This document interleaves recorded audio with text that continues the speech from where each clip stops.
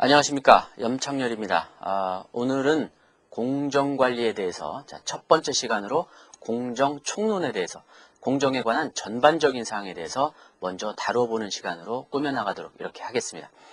자, 처음에 우리가 관연도 출제됐던 문제나 또는 출제 방향에 대해서 여러분들한테 OT를 설명을 드릴 때도 말씀을 드렸던 것처럼 제가 담당하고 있는 공정관리 또는 품질관리, 자, 요거에 대해서는 여러분들이 이제 반드시 맞춘다는 전략으로 임해 주셨으면 하는 생각이 듭니다.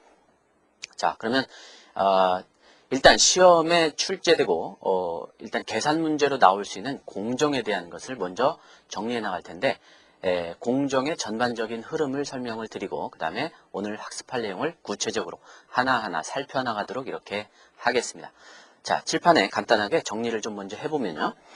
자, 우리가 이제 공정을 쭉 정리를 해나가는 순서를 보면, 자, 첫 번째, 일단, 시험에 출제되는 유형이 네트워크 공정표이기 때문에, 자, 네트워크 공정표에서 공정표 뼈대를 먼저 작성을 하게 됩니다. 그래서 공정표를 먼저 작성을 하는 것이 이제 1단계가 되고요.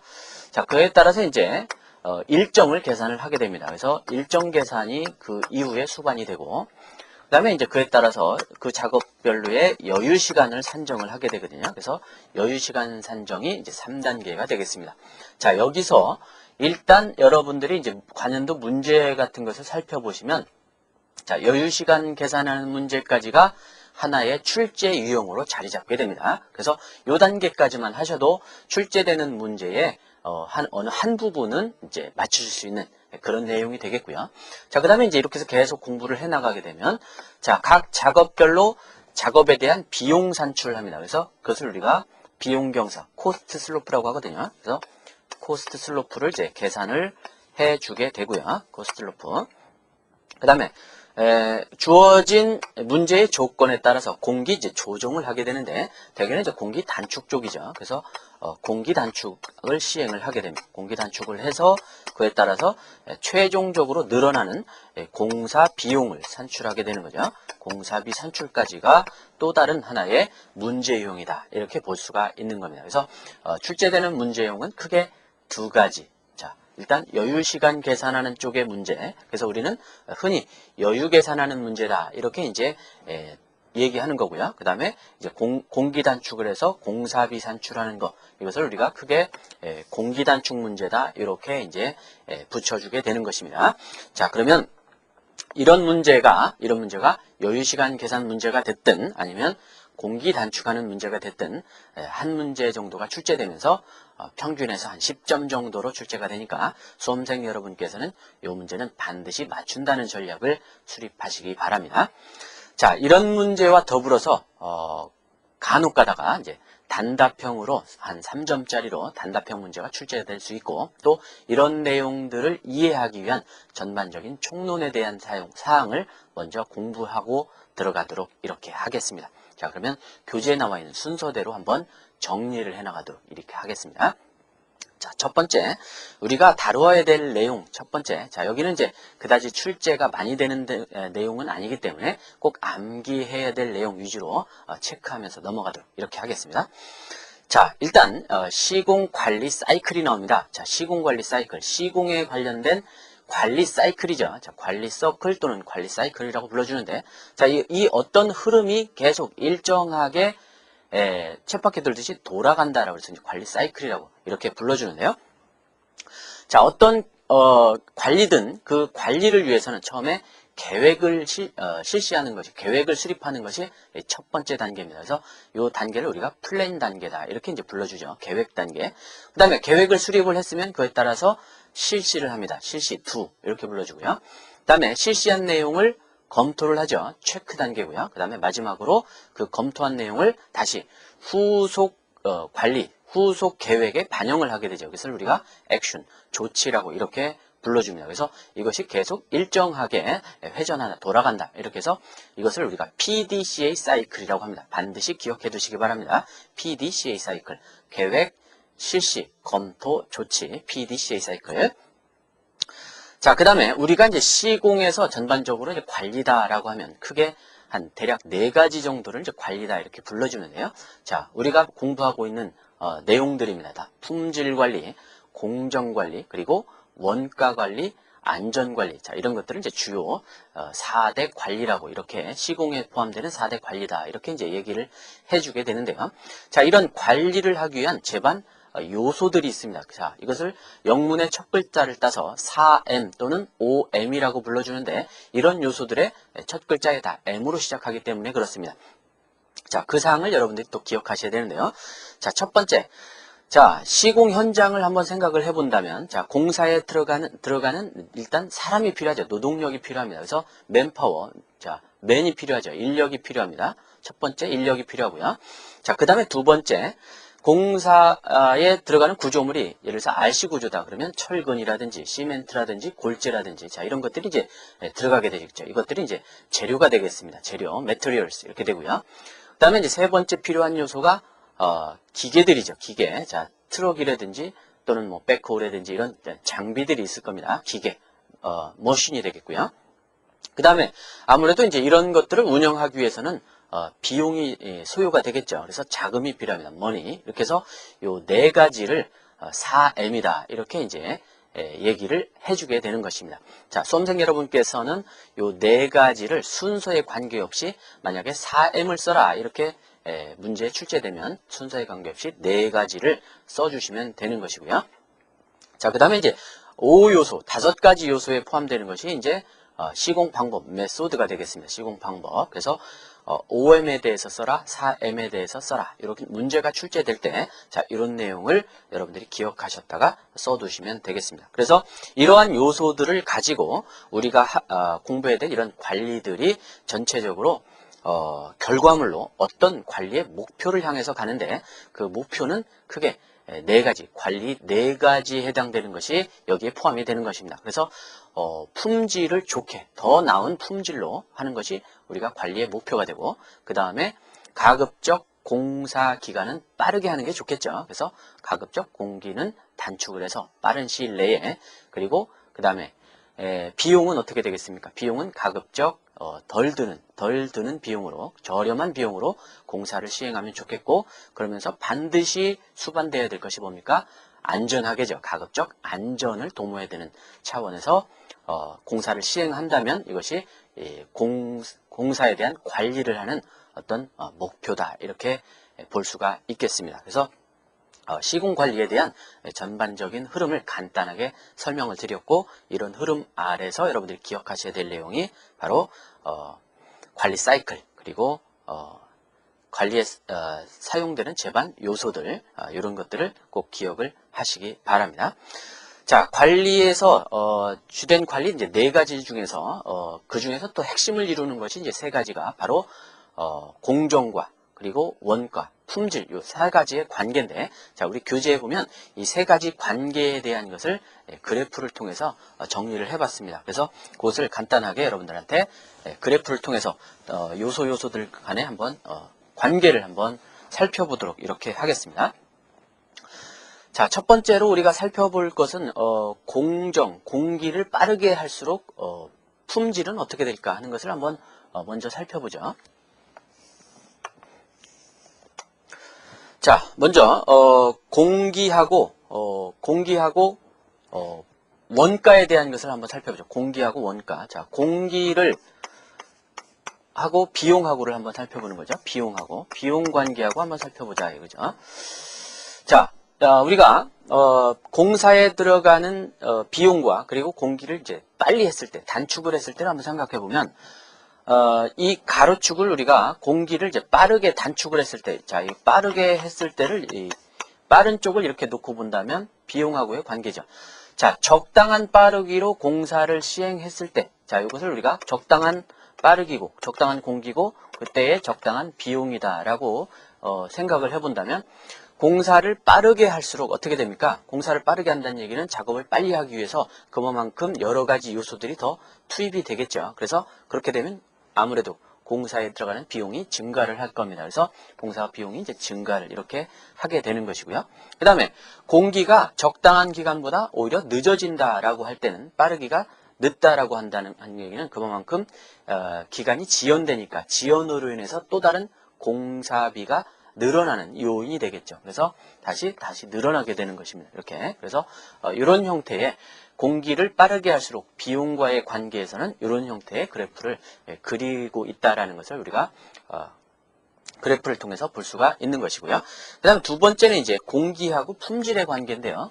공기하고 품질의 관계. 자, 공기와 품질입니다.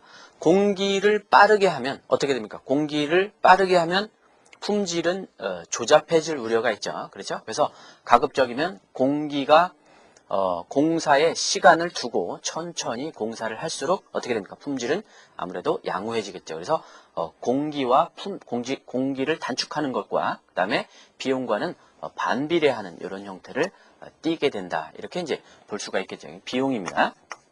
비용과 공기를 한번 살펴보았고요. 그 다음에 이제 세 번째는 이제 품질하고 비용, 원가에 대한 것을 한번 살펴보도록 이렇게 하겠습니다. 자, 품질하고 원가에 대한 것을. 자, 품질과 원가에 대한 내용인데요. 자, 품질을 좋게 할수록 어떻게 됩니까? 원가는 높아지죠. 그렇죠? 좋은 품질을 내기 위해서는 아무래도 이제 그만큼 비용이 많이 들 겁니다. 그래서 결국은 좋은 비용과 품질하고의 관계를 한번 살펴본다면 어떻게 됩니까? 비례하는 관계를 이렇게 보이겠죠. 비례하는 관계를 보인다. 그래서 공기하고 비용하고 그 다음에 공기하고 여기는 이제 품질이 되겠네요. 품질이 되겠습니다. 품질적인 면하고 그 다음에 이제 품질과 비용하고 요 세 가지 관계를 한번 정리를 그래프를 통해서 했는데 우리 교재에는 요 세 가지 그래프가 한꺼번에 이렇게 그려져 있습니다. 그래서 너무 어려운 내용은 아니니까 여러분들이 간략하게 이 세 가지 주요 관리에 대한 것들의 상호 관계를 한번 이해를 해 두시고 넘어가시면 되겠습니다.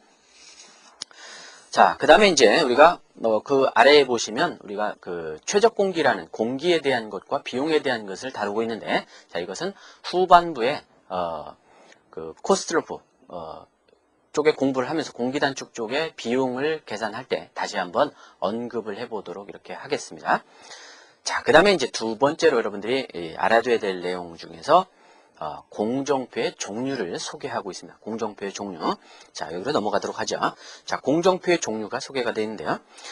자, 공정표의 종류는 여러 가지가 있겠습니다만은, 자, 크게 세 종류 정도를 살펴봤습니다. 자, 처음에 횡선식 공정표, 대표적으로 이제 바차트 공정표고요. 두 번째 이제 사선식 공정표, 세 번째 우리가 공부를 해야 될 네트워크 공정표, 이렇게 세 가지가 있습니다. 자, 여기서 뭐 시험에 그렇게 많이 나오는 내용은 아니지만 개념 이해를 위해서 간단하게 한 가지씩만 개념만 한번 파악을 해보고 넘어가도록 하겠습니다. 자, 첫 번째 횡선식 공정표 중에서 이제 바차트 공정표. 자, 그림에 보시면 바차트 공정표에 대한 대략적인 이해가 소개가 되고 있습니다.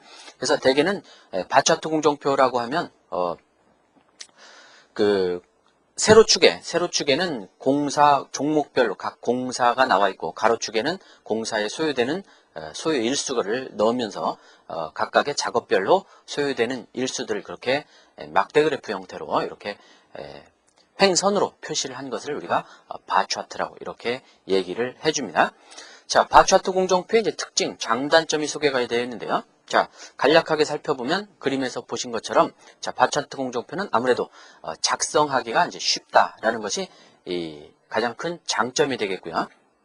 그 다음에 계략적으로 공정을 살펴보는데 적합하고 그 다음에 각 공종별 공사와 전체의 공정 시기 등이 일목요연하다. 한눈에 이제 보기 쉽다. 이런 것이 이제 장점이 되겠고 상대적으로 좀 단점도 많습니다.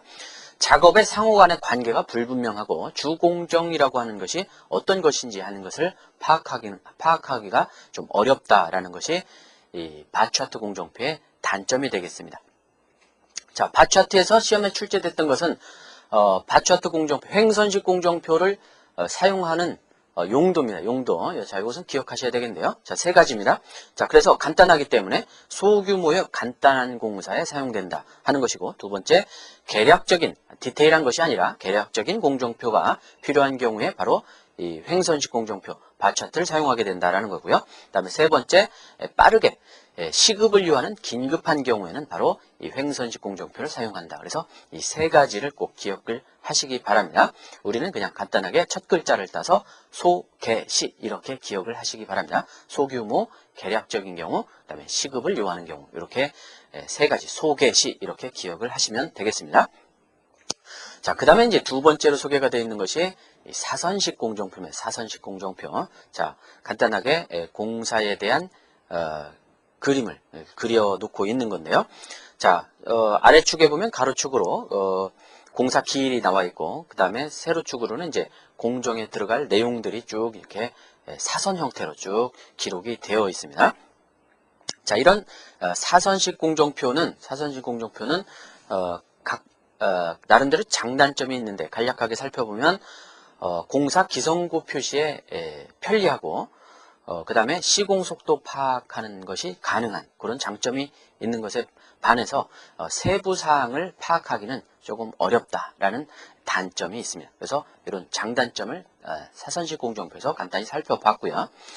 자, 우리 교재에 나와 있는 것은 그 중에서 S커브에 대한 것이 소개가 되어 있습니다. S커브. 자, S커브에 대한 것을 한번 설명을 드리면, 자, 기성고 공정 곡선에서 계획선과 실시선이 반드시 일치하지 않으며 이때 오차가 발생을 하게 되는데, 이때 계획선의 상하에 허용 한계선을 설치해서 상한계와 하한계를 설치해서 공정을 조정하게 되며 이 한계선에 보통 바나나형으로 되어 있다고 해서 바나나 곡선 또는 S자형을 띈다고 해서 S커브라고 이렇게 붙여줍니다. S커브 또는 바나나 곡선입니다. 자, 그래서 우리는 S커브 곡선에 관련된 분석 예를 교재에 나와 있는 것을 통해서 한번 살펴보면, 자, 이 문제는 시험에도 두 차례나 출제됐던 이런 문제니까 한번 살펴보셔야겠습니다. 자, 가로축에는 이제 공기가 나와 있고요. 세로축에는 공사의 완성도, 기성고가 나와 있습니다. 기성고 몇 %나 공사가 완료되어 있느냐 하는 것을 소개를 해놓고 있습니다. 자, 거기 실선으로 되어 있는 것이 이제 예정선이고요. 예정선이고, 실선의 위쪽에는 상한 관리선, 그 다음에 아래쪽에는 이제 하한선이 이렇게 표시가 되어 있는 이런 바나나 곡선, 바나나 모양을 닮았다 그래서 바나나 곡선이다 이렇게 얘기해 주죠. S자형을 띈다 그래서 S커브다 이렇게 불러줍니다. 자, 그럴 때 지금 공사를 하고 있는 어떤 그 현장에서 어떤 작업에 대한 진척도와 일정에 대한 것을 살펴봤더니 대략 한 4가지 점이 그렇게 찍히더라. 그래서 A점, B점, C점, D점이 나왔다고 할 경우에 이런 경우에 이것을 어떻게 판단할 것이냐 하는 것을 지금 문제에 출제돼서 묻고 있는 것입니다. 자, 첫 번째 A점을 한번 살펴보시죠. A점. 자, A점은 공기에 비해서 어떻게 됩니까? 지금 완성도가 예정보다 상당히 앞서가고 있는 2배 이상 빨리 가고 있는 것이죠.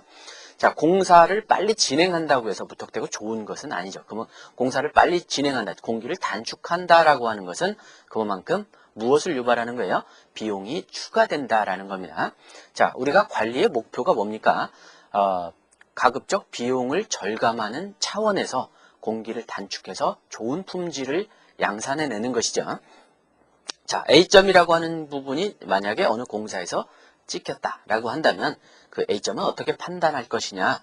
공정이 예정보다 너무 진행했으므로 비경제적인 시공이 되고 있다. 이렇게 여러분들이 써주실 수 있으면 되겠고요. 그 다음에 두 번째는 이제 중간에 있는 B점인데요. B점은 어떻게, 지금, 예정선에 거의 놓여 있죠. 자, 그래서 이것은 적절한 진행이 되고 있기 때문에 현재 속도로 계속해서 진행하면 별 무리가 없다. 그래서, 적절하게 잘 진행되고 있다. 이렇게 이제 답을 써주시면 되겠고. 그 다음에 C점은 상대적으로 지금 어떻습니까? 하한선의 아랫부분에 와 있죠. 하한선 아랫부분에 와 있습니다. 그러니까, 공기에 비해서 지금 진척도가, 기성고가 상당히 늦다라는 거죠. 그래서 허용 한계를 벗어나 늦어지고 있기 때문에 공정을 촉진을 해야 되겠다. 그래서 재촉을 해서 빨리 진행이 되도록 이렇게 유도해야 되겠다. 그런 얘기입니다. 그 다음에 마지막으로 이제 D점인데요. D점은 어떻습니까? 우측 상향 쪽에 있는 부분인데 공사도 거의 끝나가고 공기도 거의 완료가 되고 진척도도 거의 끝나가는 부분인데 지금 D점은 하한선점에 딱 놓여 있죠. 그렇죠? 자, 그래서 뭐 큰 문제는 없겠습니다만은 공사가 거의 끝나가고 있는데도 불구하고 지금 자꾸만 어떻게 돼 처지고 있는 느낌이 드는 거죠. 그래서 허용 한계선에 있기 때문에 별 문제는 없으나 준공이 가까워 있기 때문에 조금 촉진을 시켜야 되는 그런 작업을 의미한다. 이렇게 볼 수가 있는 것이죠. 그래서 이런 S커브에 관련된 A, B, C, D점은 한 번씩 여러분들이 써보시기 바랍니다. 그래서 일단은 내용을 이해를 하시고 써보셔야 돼요. 써보셔야만 답을 실전에 가서 쓰실 수가 있습니다. 그래서 한 번씩 써보시기를 당부를 드리고요. 자, 그 다음에는 이제 공정표의 종류 세 번째에서 네트워크 공정표입니다. 네트워크 공정표. 작업 상호 관계를 원과 그 다음에 화살표 형태로 표시된 네트워크, 망상도를 뜻하며 그 네트워크 공정표의 종류에는 크게 퍼트 기법과 CPM 기법이 있습니다. 퍼트와 CPM. 자, 뒤에 퍼트와 CPM에 대해서 다시 한번 구체적으로 이렇게 살펴보도록 이렇게 하겠습니다. 자, 퍼트 기법과 CPM 기법이 대표적으로 네트워크 공정표의 방법이다. 이렇게 생각을 하시고요. 자, 시험에는 출제되지 않았지만 네트워크 공정표의 간략한 특징들이 소개가 될 텐데, 자, 네트워크 공정표는 그림에 나와 있는 것처럼 그와 같이 원과 이제 우리가 이것을 이벤트라고 불러주는데요. 원과 화살표 형태로 표시가 된 것을 우리가 네트워크 공정표다. 이렇게 이름 붙여줍니다. 자, 작업별 순서에 따라서 쭉 흐름이 한눈에 이렇게 볼 수가 있는 것이죠. 자, 망상도 형태로 이렇게 표시가 되어 있습니다. 자, 네트워크 공정표의 장점이라고 하면 아무래도 상세한 계획 수립이 용이하고 그 다음에 작업 상호관계가 분명하다라는 것이죠. 분명하다. 작업 상호관계가 불분명했던 횡선식 공정표에 비해서는 상당히 분명하고 그 다음에 특히 주공정선 CP와 여유공정의 구별이 확실하다라는, 그리고 전자계산기 전산 처리가 가능한 컴퓨터를 이용해서 처리가 가능하다라는 특징이 있고요. 장점이고, 상대적으로 단점이라고 하면 공정표를 작성하는데 이제 시간이 필요하다. 작업 세분화의 어떤 한계를 가지고 있다라는 어떤 상대적인 단점도 있는 것입니다. 그래서 상식적으로 이런 내용은 여러분들이 한번 봐두시면 좋겠고요. 자, 그 다음에 이제 우리 교재에 여러분들이 뭐 많이 공정에서 봤던 내용, 퍼트와 CPM을 비교하고 있는 비교표가 되겠습니다. 자, 퍼트와 CPM의 비교표. 자, 일단 개발은 퍼트 기법은 미 해군에서, CPM은 사사로운 듀퐁이라고 하는 회사에서 아무래도 여러 가지 목적에 의해서 이제 개발을 하게 됐는데, 그 개발 목적은 퍼트라고 하는 기법은 주로 이제 공기 단축에 공기를 단축을 빨리빨리 하기 위한 것이 목적이었고, 그다음에 개별 회사인 듀퐁사에서는 공사비를 절감하고자 하는 차원에서 개발한 것이 바로 CPM 기법이 되겠습니다. 자, 세 번째, 이것을 이용하는 경우에는 어떤 사업에 주로 활용되느냐 할 때, 자, 이 내용은 중요한데요. 자, 퍼트 기법은 신규 사업 쪽에, CPM 기법은 반복 사업에 주로 적합합니다. 퍼트는 신규 사업에, CPM은 반복 사업에 적합하다. 그래서 퍼트 기법이라고 하는 것은 신규 사업이니까 어떻습니까? 신규니까 그것을 수행한 경험이 없는 거죠. 그래서 시행 경험이 없는 신규 사업에 적합한 것이 퍼트고요. 그 다음에 상대적으로 반복되어지는 경험이 있는 반복 사업에 적합한 것은 CPM 기법이다. 이거 기억하셔야 되겠습니다. 그 다음에 그 작업의 기대 시간을 계산을 할 때 시간 추정을 퍼트 기법은 그 작업을 시행한 경험이 없기 때문에, 처음이기 때문에 그 작업을 하는데 얼마나 걸릴지를 단번에 파악을 할 수가 없고, 그 작업을 시간을 3점으로 추정을 합니다. 그래서 그 작업을 낙관적으로 볼 때, 비관적으로 볼 때, 또는 정상적으로 볼 때 이렇게 3점 추정을 해서 기대 시간을 계산을 하게 되는 것이죠. 그 다음에 상대적으로 경험이 있는 CPM 기법에 의한 기대 시간을 계산할 때는 1점 추정이 가능합니다. 그래서 한 번에 기대 시간을 추정을 하게 된다 하는 것을 알아두시고요. 그 다음에 일정 계산을 할 때 퍼트는 이벤트 중심이고 CPM은 액티비티, 작업 중심이다. 이것은 뒤에 가서 풀어보시면 여러분들이 이해할 수 있는 내용이고요. 그 다음에 여유시간, 슬랙과 플로트 불러주고, 그 다음에 MCX 이론이다. 그래서 MCX 이론은 최소 비용에 의한 관리 방법을 우리가 MCX 이론이라고 하는데, 이것은 CPM 기법에 의한 핵심 이론이 되겠습니다. 퍼트에는 없는 CPM 기법에 의한 핵심 이론이다. 이렇게 볼 수가 있는 것이죠. 자, 그러면 여기서 MCX 이론에 대해서 한번 살펴보도록 할까요? 자, MCX 이론은 중요 표시를 해놓고 출제됐던 적이 있기 때문에 중요 표시를 해놓고 기억하셔야 됩니다. 자, MCX는 약자죠. 미니멈 코스트 익스펙팅 해가지고 최소 비용에 의한 공정을 수행하는 관리 기법을 얘기한다. 그런 얘기입니다. 자, 그래서 CPM 기법의 핵심 이론으로 최소 비용 계획법이다. 이렇게 이제 얘기를 해줍니다. 그래서 MCX. 그래서 글자들을 따서 MCX 이론이라 얘기를 해주는데 각 작업을 최소의 비용으로 최적의 공기를 찾아 공정을 수행하는 관리 기법을 우리가 MCX 이론이다. 라고 얘기합니다. 그래서 반드시 여기에 포함되어야 될 내용은 최소의 비용으로 최적의 공기, 이것이 이 내용의 키워드가 되겠습니다. 중요한 키포인트가 되는 단어가 되겠죠. 최소의 비용에 의한 최적의 공기를 찾는 공정관리 기법을 우리가 MCX 이론이다. 이렇게 얘기를 합니다. 자, 그래서 CPM 기법에만 있는 MCX 이론에 대해서 한번 살펴봤고요. 그 다음에 이제 시간 추정, 소요 시간을 추정을 할 때 나오는 추정 방법 중에서 퍼트에 나오는 3점 추정식에 대해서 한번 공부를 해보도록 하겠습니다. 3점 추정식. 자, 3점 추정식이라고 하는 것은 금방 설명드린 것처럼 퍼트 기법과 같이 경험이 없는 공정관리를 수행을 할 때 그 작업의 기대 시간을 구하는 방법의 일종이다. 이렇게 생각하시면 됩니다. 자, 예를 들어서 이렇게 설명을 드리죠. 자, 우리가 토목기사 실기시험 공부를 하는데 그것을 처음 준비를 하게 되면 도대체 이것이 얼마만한 시간이 걸릴지를 어떻게 됩니까? 알기가 어렵겠죠. 그래서 그것을 3점으로 추정을 합니다. 그래서 정상적으로 하루에 내가 몇 시간씩 공부를 하게 되면 얼마만큼, 예를 들어서 한 4주 정도 걸리겠다라고 하는 것이 정상 시간이 되는 것이고요. 정상 시간, TM이라고 하는 Most Likely Time을 계산을 해주게 되는 것이고, 그 다음에 낙관적인 시간을 계산을 하면 낙관적인 시각. 자, 그것을 빨리 하루에 뭐 컨디션도 좋고 요즘은 뭐 암기도 잘 되고 이래서 여러 가지 공부도 잘 되는 시기고, 그래서 그런 경우에는 몸도 굉장히 좋고 그런 좋은 컨디션일 경우에는 낙관적으로 볼 때는 한 3주 정도면 하겠다라고 하는 낙관적인 시각을 생각을 해보고 그것을 우리가 T0, T5라고 이렇게 표시를 해주고요. 그 다음에 비관적인 시각이죠.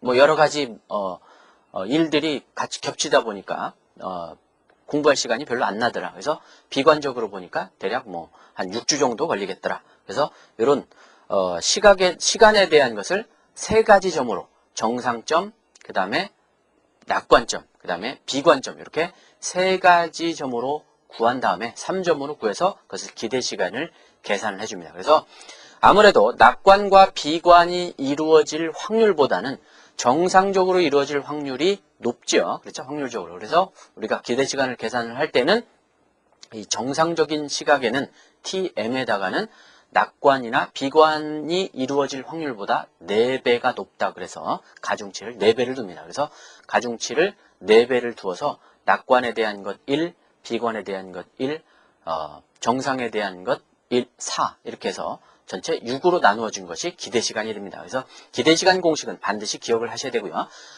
요 내용 중에서는 이 3점 추정식이 시험에는 많이 출제가 되는 것을 여러분들이 뒤에 문제를 보시면 알 수가 있습니다. 그래서 T2라고 하는 기대시간은 6분의 T5 플러스 4TM 플러스 TP 이렇게 계산을 한다는 걸 꼭 염두에 두시기 바라고요.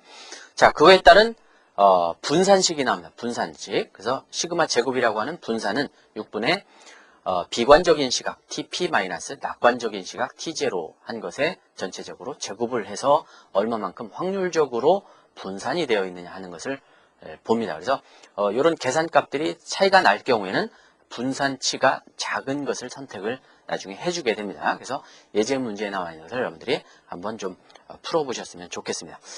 자, 이 기출문제에 나와 있는 것을 같이 한번 살펴보도록 하겠습니다.